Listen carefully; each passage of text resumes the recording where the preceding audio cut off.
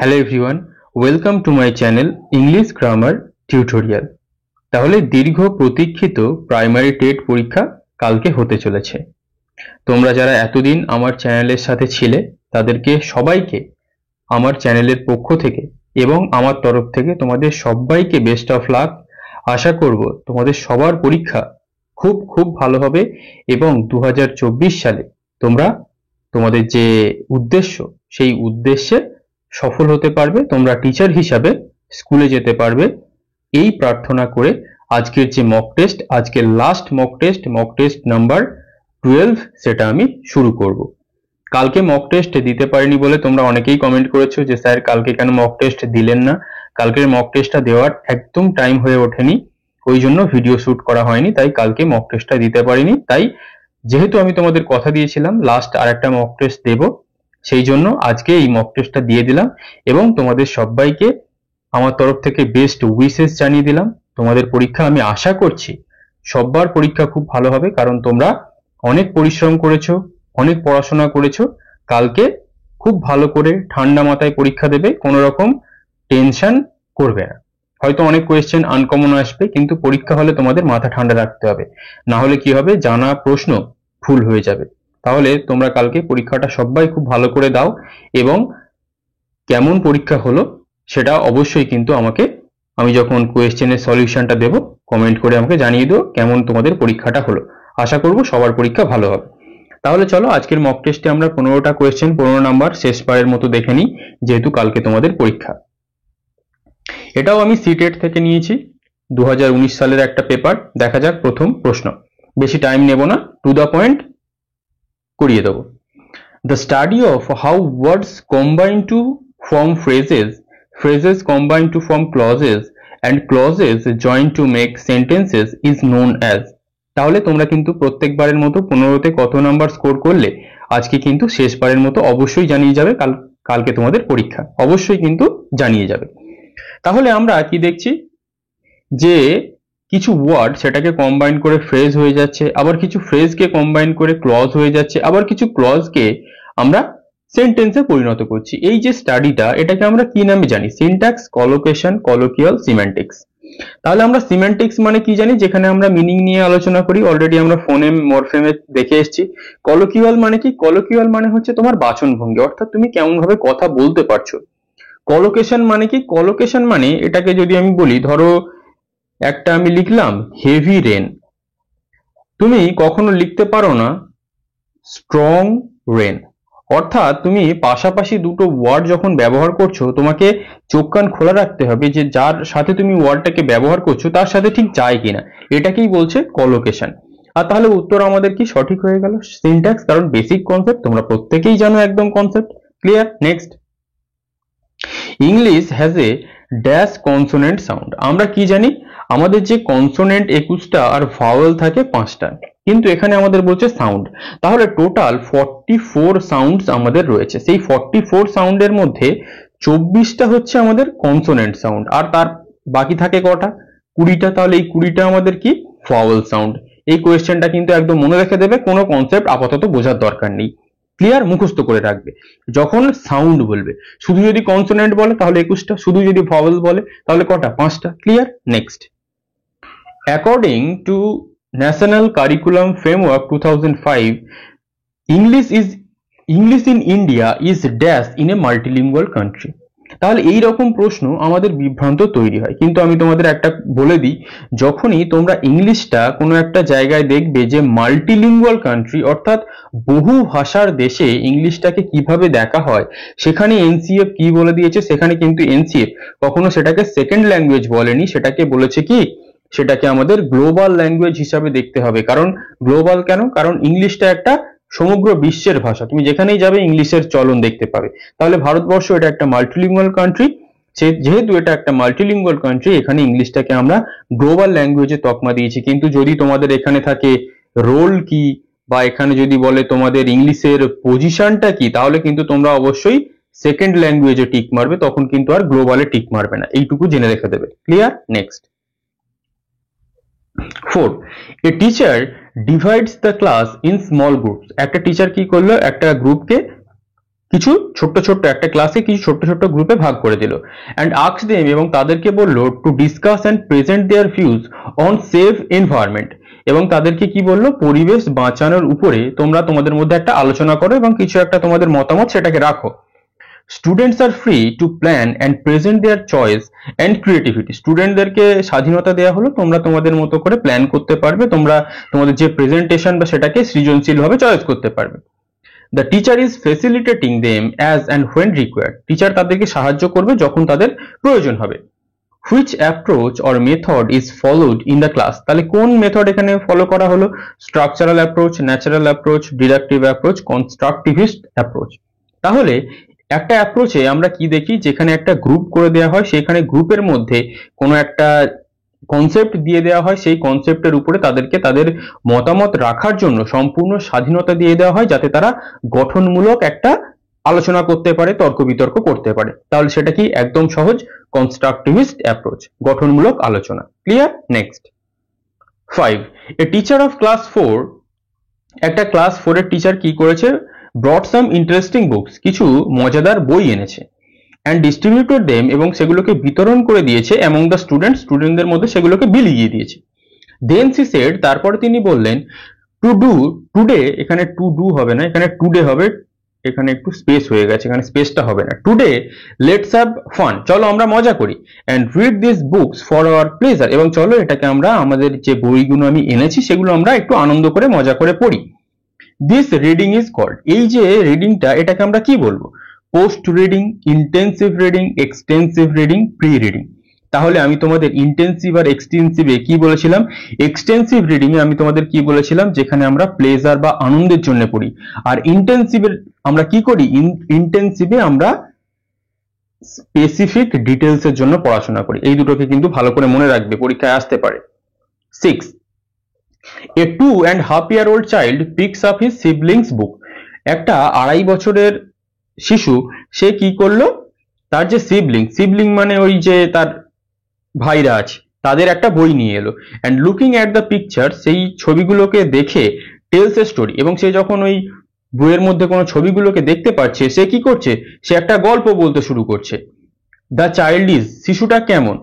এমার্জেন্ট student, এমার্জেন্ট reader, এমার্জেন্ট story writer, এমার্জেন্ট writer. অর্থাৎ এখানে একটা কনসেপ্ট তোমরা একটু হালকা করে মনে রেখে দেবে, এমার্জেন্ট রিডার, এখানে যে এই সঠিক উত্তরটা হলো, সেই কনসেপ্টটা কি? ইমার্জেন্ট রিডার কথার অর্থ হলো একটা শিশু, সে কিন্তু আমি যে এই যে ABCD বা ওয়ার্ড এই সব কিছু শেখেনি, তার কাছে সে এমনি মোটামুটি কথা বলতে শিখেছে। তাকে যদি তুমি কোনো বইয়ের ছবি দেখাও, সে কিন্তু বইয়ের ওই যে অক্ষরগুলো আছে, লেটারগুলো আছে, ওয়ার্ডগুলো আছে, সেন্টেন্সগুলো আছে, সেগুলো পড়তে পারবে না। কিন্তু যদি তুমি একটা দেখাও, বাঁদর কলা খাচ্ছে বা কুকুরেরা লাফালাফি করছে, সে সেই সবগুলো দেখে তার মতো করে কিছু বাক্য বা একটা গল্প বলে দিতে পারবে। সে কিন্তু পড়তে শেখেনি, ছবি দেখে বলতে শিখেছে। এইটাকে বলে ইমার্জেন্ট রিডার, কনসেপ্টটাকে অবশ্যই মনে রেখে দেবে। Next, a teacher of class 3 finds that, একটা ক্লাস 3 টিচার বা শিক্ষক বা শিক্ষিকা কি খুঁজে পেলেন? That some students understand the concept more clearly when she explains them orally, ওই কনসেপ্টগুলোকে খুব তাড়াতাড়ি বুঝতে পারবে যখন সে ওরালি মানে কি? মৌখিকভাবে সেই কনসেপ্টগুলোকে তাদের সামনে উপস্থাপন করে। মৌখিকভাবে মানে কি? সে একটা লেকচারের মাধ্যমে কোনো একটা কনসেপ্ট তাদেরকে সহজে বুঝিয়ে দিচ্ছে। দেয়ার লার্নিং স্টাইল ইজ, অর্থাৎ এই দেয়ার মানে কি? স্টুডেন্টরা যেটা শিখছে তাদের লার্নিং স্টাইলটাকে আমরা কি বলবো? Visual, kinaesthetic, aesthetic, auditory. অর্থাৎ আর কি? টিচার কিছু বলছে, তার মানে কি? টিচার কিছু বলছে মানে তারা কি করছে? তারা কি দেখছে? তারা কি চোখ বন্ধ করে আছে? না, তারা কি করছে? তারা অডিটরি লার্নার, তারা সেগুলোকে শুনে খুব ভালোভাবে বুঝতে পেরে যাচ্ছে। একদম একটা বেসিক কনসেপ্ট, কিন্তু একটু ক্রিটিক্যাল, ভালো করে মনে রাখতে হবে। Next, a teacher asks the students to read the text for information and create their own interpretation beyond the literary level. একটা টিচার স্টুডেন্টদেরকে কি বললো? তোমরা এই টেক্সটটাকে তথ্যের জন্য পড়ো, মানে এখান থেকে কিছু তথ্য তোমরা সংগ্রহ করো, and create their own interpretation, এবং তোমরা তোমাদের নিজের যে ব্যাখ্যা রয়েছে ওটাকে পড়ার পর নিজেদের ব্যাখ্যা নিজেরাই তৈরি করো beyond the literary level। ওখানে যা বলা আছে সেটা তোমাদের দেখতে হবে না, তোমরা তোমাদের মতো করে ব্যাখ্যা তৈরি করো। which sub skill is C in the class, এটা which sub skill is C teaching এরকম একটা হওয়া উচিত, কারণ এখানে একটু ভুল হয়ে গেছে, ঠিক আছে। তাহলে এটা কোন ধরনের sub skill? Predicting, inferring, summarising, paraphrasing. তাহলে আমি তোমাদের একটা কিওয়ার্ড বলে দিয়েছিলাম, যেখানে যদি তোমরা দেখতে পাও ইনফার বা ইনফারিং, তার মানে কি কোনো কিছুকে অনুধাবন করা, অর্থাৎ তার যে ইনার মিনিং সেটাকে বের করে আনা। অর্থাৎ তুমি যদি একটা টেক্সট পড়ো এবং সেই টেক্সটটাকে পড়ার পর যদি তোমাকে এক্সপ্লেনেশন করতে হয় বা ইন্টারপ্রিটেশন, ব্যাখ্যা করতে হয়, তার মানে কি তুমি সেই জিনিসটাকে ইনফার করতে পেরেছো, অর্থাৎ তার যে ইনার মিনিং সেটাকে বুঝতে পেরেছো। তাহলে সঠিক উত্তর কি হয়ে গেল? ইনফারিং হয়ে গেল। Clear? Next, storytelling and listening to stories play an important role because stories, গল্প বলা এবং গল্প শোনাটা একটা খুব গুরুত্বপূর্ণ রোল প্লে করে, কারণ গল্প কি করতে পারে? Use many structures of grammar and help children to learn them, অনেক রকম গ্রামারের স্ট্রাকচার ব্যবহার করা যায় এবং সেটাকে শিশুদেরকে শেখানো যায়। Present language as a whole, সমস্ত ল্যাঙ্গুয়েজটাকে একসাথে প্রেজেন্ট করা হয়, অর্থাৎ সমস্ত ল্যাঙ্গুয়েজ মানে আমরা বলতে পারি এলএস আর ডাব্লিউ কে একসাথে কম্বাইন করে আমরা শিখি, ইন্টিগ্রেট করে, যেটা আমি আগে বলেছিলাম। Help the teacher to maintain একসাথে হবে, টেনটা আলাদা হয়ে গেছে, মেনটেন ক্লাসরুম ডিসিপ্লিন, ক্লাসরুমের মধ্যে ডিসিপ্লিন মেনটেন করতে সাহায্য করে।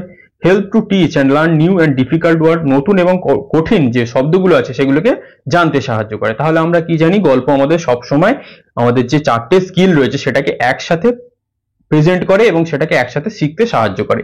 একদম basic concept. Clear? Next, before starting a new chapter, একটা নতুন চ্যাপ্টার শুরু করার আগে, অন দ্য অনেস্ট উডকাটার, অর্থাৎ সৎ কাঠুরে, the teacher started a discussion with the students on honesty, সেটা শুরু করার আগে, এই যে অনেস্ট উডকাটার, এই গল্পটাকে শুরু করার আগে বা চ্যাপ্টারটাকে শুরু করার আগে টিচার কি করলো? অনেস্টি বা সততা নিয়ে একটা লেকচার দিতে আরম্ভ করলো বা ডিসকাশন করলো, আলোচনা করলো। What is the teacher trying to achieve with this activity, এই অ্যাক্টিভিটিটার মাধ্যমে টিচার কি অ্যাচিভ করতে চাইছে? অ্যাক্টিভেট স্টুডেন্ট স্কিল, স্টুডেন্টদের যে স্কিলগুলো, দক্ষতাগুলো আছে সেগুলোকে অ্যাক্টিভেট করে দেওয়া, সক্রিয় করে দেওয়া। অ্যাক্টিভেট স্টুডেন্টস প্রিভিয়াস নলেজ, অর্থাৎ পূর্ববর্তী যে জ্ঞান আছে সেটার সাথে টপিকটাকে রিলেট করে দেওয়া। Assess students level of language and its uses, স্টুডেন্টদের যে ল্যাঙ্গুয়েজগুলো আছে এবং তার ব্যবহারগুলো আছে সেগুলোকে অ্যাসেস করা, মূল্যায়ন করা, এইরকম ধরনের। অ্যাক্টিভেট স্টুডেন্ট অ্যাটেনশন, স্টুডেন্টদের মনোযোগ আকর্ষণ করা। তাহলে আমরা কি বলতে পারি? এই কয়েকদিন আগে এরকম আমরা একটা কোয়েশ্চেন দেখেছিলাম, সেখানে আমরা কি দেখেছিলাম? একই ধরনের প্রশ্ন সেখানে। তার মানে এটা কি? সৎ কাঠুরে সেটাকে বলার আগে টিচার অনেস্টি বা সততা নিয়ে একটা ডিসকাশন করছে, মানে তার কি মানে কি? যে তিনি তাদের যে প্রিভিয়াস নলেজ আছে সততা নিয়ে, তার উপরে তিনি একটা বক্তব্য রাখছেন। একদম বেসিক কোয়েশ্চেন, কয়েকদিন আগেই আমরা আলোচনা করেছি। A child got admission to a new school, একটা শিশুকে নতুন স্কুলে অ্যাডমিশন করে দেওয়া হয়েছে। The teacher was surprise to see, teacher খুব সারপ্রাইজ হয়ে গেলেন এটা দেখে, that she would speak 4 languages fluently, সে 4টে ভাষা খুব ভালোভাবে বলতে পারছে। But could not speak in English, কিন্তু সে ইংলিশে কথা বলতে পারছে না। সি ইজ, তার মানে কি? সে 4টে কথা বলতে পারছে, একটা ভাষা বলতে পারছে না। তার মানে আমরা কি জানি? Bilingual, multilingual, linguist, monolingual. Bilingual মানে কি? যে দুটো ভাষায় কথা বলতে পারে। মাল্টিলিঙ্গুয়াল মানে কি? যে অনেক ভাষায় কথা বলতে পারে। লিঙ্গুইস্ট মানে যে হচ্ছে ভাষাবিদ। মনোলিঙ্গুয়াল মানে কি? যে একটা ভাষায় কথা বলতে পারে। তাহলে সে কটা ভাষায় কথা বলতে পারে? 4টে। সে ইংলিশ নাই বা পারলো, তার মানে কি? সে multilingual. Clear? Next, 12. A student of class 5 while reading a chapter finds some difficult and unfamiliar words. একটা ক্লাস 5 এর স্টুডেন্ট যখন সে একটা কোনো চ্যাপ্টার পড়ছে, সে সেই চ্যাপ্টারে কিছু কঠিন এবং অজানা কিছু শব্দ সে দেখতে পেল, and is not able to get the meaning of these words, এবং সে সেই যে মিনিং গুলো রয়েছে, অর্থাৎ ওই যে শব্দের যে অর্থগুলো, সেগুলোকে সে বুঝতে পারছে না। she should বা he should, তার কি করা উচিত? Ignore or skip the word and keep reading, সেগুলোকে একদম অবজ্ঞা করে যাবে, এড়িয়ে যাবে এবং পড়তে থাকবে। Guess the meaning in content বা কনটেক্সট, ওই কন্টেন্ট বা কনটেক্সটের ভিত্তিতে সেটাকে গেস করার চেষ্টা করবে যে মিনিংটা কি হতে পারে। Ask his classmate every time to help, সে সবসময় তার সহপাঠীকে বলবে সাহায্য করার জন্য। আস্ক দ্য টিচার, শিক্ষককে বলবে। তাহলে আমি তোমাদের আগের দিন কি বলেছিলাম? কনটেক্সটের ভিত্তিতে যদি তুমি কিছু গেস করতে পারো বা যদি তুমি কিছু পড়াতে পারো, তার বাইরে এর থেকে ভালো কিছু হতে পারে না। অনেক সময় কন্টেন্ট থাকতে পারে, অনেক সময় কনটেক্সট থাকতে পারে, দুটোই একই বিষয়। তাহলে সে কি করবে? ওই কন্টেন্টের ভিত্তিতে বা যে লাইনটা পড়ছে তার মিনিং এর ভিত্তিতে কি করবে? ওটাকে গেস করবে। গেস করলে 99% সম্ভাবনা সে সঠিক গেস করতে পারবে। Clear? Next, a teacher of class 5 wishes to teach a complex language structure from the syllabus. একটা ক্লাস 5 এর টিচার কি চাইছে? একটা ল্যাঙ্গুয়েজে জটিল কিছু ফর্মুলা তিনি ক্লাসে পড়াবেন সিলেবাস থেকে। শিশুর তার কি করা উচিত? Not to teach the complex structure and avoid it, সে কমপ্লেক্স স্ট্রাকচারটাকে পড়াবে না, সে সেটাকে এড়িয়ে চলে যাবে। Focus on listening speaking practice instead of teaching grammar, grammar পড়ানোর পরিবর্তে তিনি শুধু শোনা এবং বলার দিকে নজর দেবে। Use a grammar game with focus on this complex structure, এই যে কমপ্লেক্স স্ট্রাকচারটা তিনি পড়াচ্ছেন তার উপরে ভিত্তি করে তিনি একটা গ্রামারের খেলা করবেন। অর্থাৎ আমরা কি জানি, খেলার ছলে যদি আমরা কিছু পড়াই তাহলে কি কঠিন জিনিসটাও আমাদের কাছে সহজ হয়ে যায়। তাহলে এটাই হচ্ছে আমাদের সঠিক উত্তর। আর একটা কি আছে, ask student to memorise the rules, কি বলবে তিনি?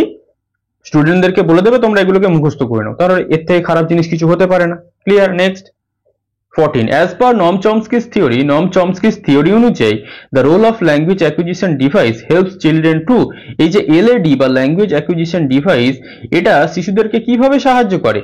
আমরা কি শিখেছিলাম যে নম চমস্কির একটা শিখেছিলাম ইউনিভার্সাল গ্রামার, সেখানে কি সমস্ত জায়গায় বা সমস্ত জায়গায় ল্যাঙ্গুয়েজের জন্য, ভাষার জন্য একটা নির্দিষ্ট গ্রামাটিক্যাল রুলস থাকবে যেটা সব জায়গায় এক। তাহলে এখানে গ্রামার রুলস এর উপরে সব থেকে বেশি ফোকাস করা হয়েছে। তাহলে কমিউনিকেট অ্যাক্টিভলি ইন সেকেন্ড ল্যাঙ্গুয়েজে তুমি অ্যাক্টিভলি সক্রিয়ভাবে কমিউনিকেট করতে পারছো, জেনারেট গ্রামার রুলস শিখতে পারছো, তৈরি করতে পারছো। তাহলে এটাই যেহেতু সঠিক উত্তর, পরেরগুলো দেখে নেওয়া যাক।